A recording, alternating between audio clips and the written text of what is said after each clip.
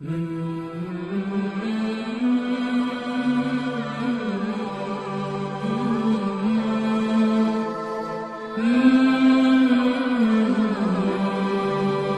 اللہ علیہ وسلم سے محبت کا اظہار کر دیں، اللہ تعالیٰ کرم فرما دے گا۔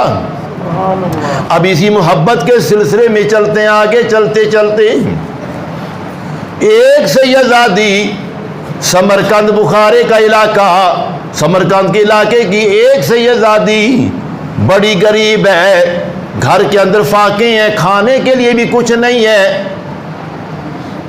وہ عورت جس کے بچے بھی بھوکے ہیں اور خود بھی بھوکی ہے، بھوک کی شدت نے جب بچوں کو ننہال کیا تو بچوں نے اپنی والدہ سے کھانے کا سوال کیا کہ اماں جی ہمیں بھوک لگی ہے، بچے چھوٹے ہیں، بچوں نے کھانا مانگنا ہے، کھانا کھانا ہے، انہیں نہیں پتا کیا مسئلہ ہے۔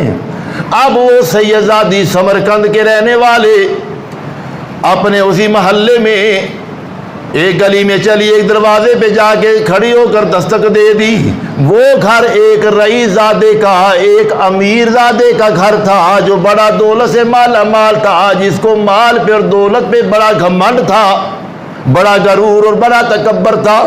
اس کے دروازے پہ سیدہ وہ سیدزادی آ گئی، آ کے سوال کیا۔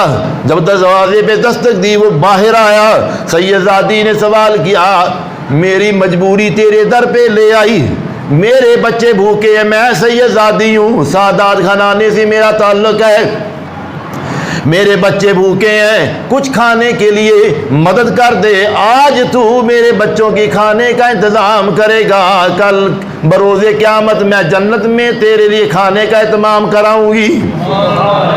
جب یہ سوال کیا تو وہ رئیس زادہ، وہ امیر زادہ جو اپنے مال اور دولت کے نشے میں مست تھا اور گھمنڈ تھا، جس کو تکبر تھا اور غرور تھا، میں بڑا دولت مند ہوں، اس رئیس نے اس سیدزادی سے سوال کیا، تیرے پاس کون سی دلیل ہے کہ تو سیدزادی ہے؟ کوئی دلیل دے نا، تو سیدزادی ہے کوئی دلیل تیرے پاس؟ وہ سیدزادی پریشان اور شرمندہ ہو کے نا آگے کو چلی کہ میں اب اس کو کیا دلیل پیش کروں کہ میں سیدزادی ہوں، اپنا شجرہ نسب پیش کروں۔ وہ سیدزادی آگے چلی گئی، چلتے چلتے پھر آگے جا کے ایک گھر کے دروازے پہ دستک دے دی۔ جب اس گھر کے دروازے پہ دستک دی تو وہ اندر سے ایک شخص باہر نکلا۔ وہ گھر ایک آتش پرست مجوسی کا گھر ہے، غیر مسلم ہے، مسلمان نہیں ہے، آگ کی پوجا کرنے والا ہے۔ جب اس نے اس عورت کو دیکھا تو کہا کہ اے مائی بتا کس معاملے میں آئی ہے، کس کام سے آئی ہے؟ سیدزادی نے کہا کہ میں سیدزادی ہوں، میرے بچے بھوکے ہیں، مجھے کھانے کی ضرورت ہے، اگر تو امداد کر دے تو میں کل اپنے نانا جان سے تیرے لیے سفارش کروا دوں گی شفاعت کے لیے۔ اللہ اکبر! اس کو نہیں پتا کہ یہ آتش پرست کا گھر ہے۔ اب وہ جو آتش پرست ہے اس نے دیکھا، حیران ہو گیا، اور کہ میرے گھر میں آل نبی کی اولاد آئی ہے، میرے گھر میری کتنی خوش نصیبی ہے۔ وہ آتش پرست جو ہے وہ اپنے دل میں سوچ رہا ہے میری کتنی خوش نصیبی ہے کہ میرے دروازے پہ آل نبی کی اولاد کی ایک بیٹی آئی ہے۔ تو اس آتش پرست نے دروازہ کھول دیا، بی بی اندر آ جا۔ اس عورت کو اندر بلا لیا، بچوں کو بھی اندر بلا لیا اور ان کے لیے کھانے کا انتظام کیا۔ ہے کون؟ غیر مسلم ہے، آتش پرست ہے، مسلمان نہیں ہے۔ اس غیر مسلم آتش پرست نے اس سیدزادی کی خدمت کی، کھانا کھلایا، سونے کا بندوبست کیا، بستروں کا۔ جب یہ معاملہ ہو گیا، رات ہو گئی، جب رات آئی تو سو گیا۔ وہ امیر رئیس زادہ بھی اپنے گھر میں جا کے سو گیا۔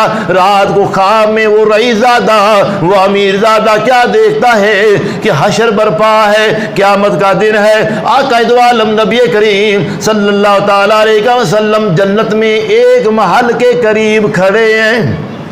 سبحان اللہ! وہ رئیس زادہ خواب دیکھ رہا ہے رات کو کہ حضور حشر برپا ہے، قیامت کا منظر ہے، نفسی نفسی کا عالم ہے، اور آقا نبی کریم صلی اللہ علیہ وسلم جنت میں ایک جنتی محل کے قریب کھڑے ہیں۔ تو وہ امیر زادہ جو ہے رئیس زادہ حضور کے پاس چلا گیا، جا کے حضور سے عرض کی یا رسول اللہ یا نبی اللہ یہ جو محل ہے یہ کس کے لیے ہے؟ یہ محل کس کے لیے ہے؟ تو حضور نے فرمایا یہ ایک مسلمان مرد کے لیے ہے۔ تو وہ رئی زادہ کہنے لگا میں بھی مسلمان ہوں، یہ جنتی محل مجھے عطا فرما دیں۔ حضور علیہ السلام غصے میں آگے غضبناک ہو گئے۔ حضور فرماتے ہیں تیرے پاس مسلمان ہونے کی کون سی دلیل ہے کہ میں مان جاؤں کہ تو مسلمان ہے؟ کو دلیل پیش کر۔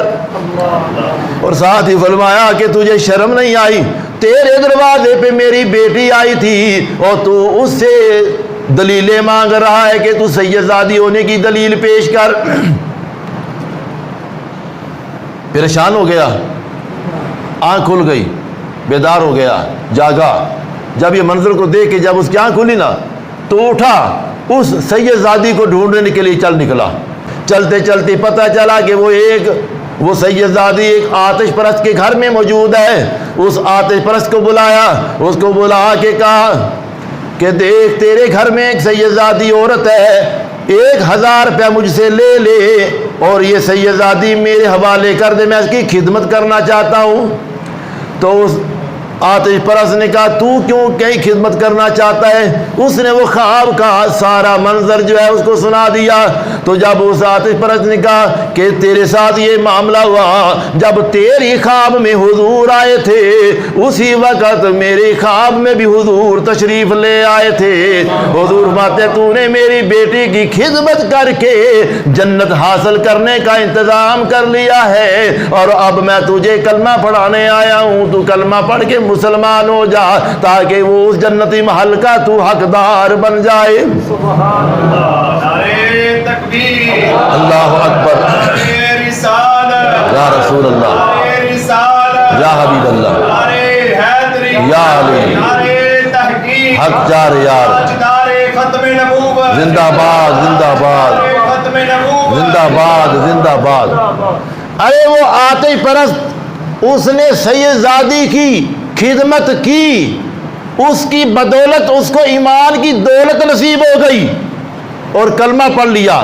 کلمہ پڑھا لا الہ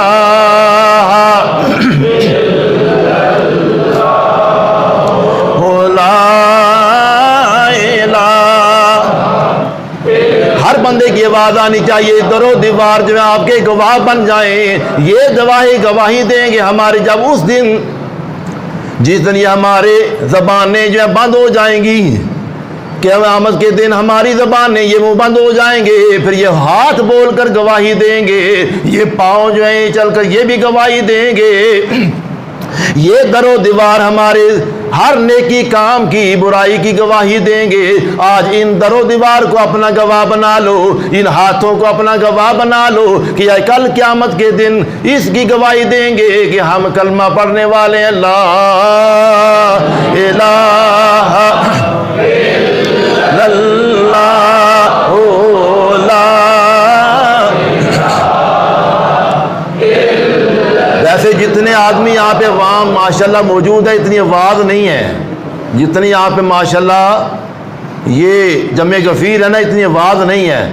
اس کلمے دے راز نیارے نے، اس کلمے دے راز نیارے نے، اس ڈوب دے بیڑے تارے نے سانو دسیا مدینے والے نے، پڑھو لا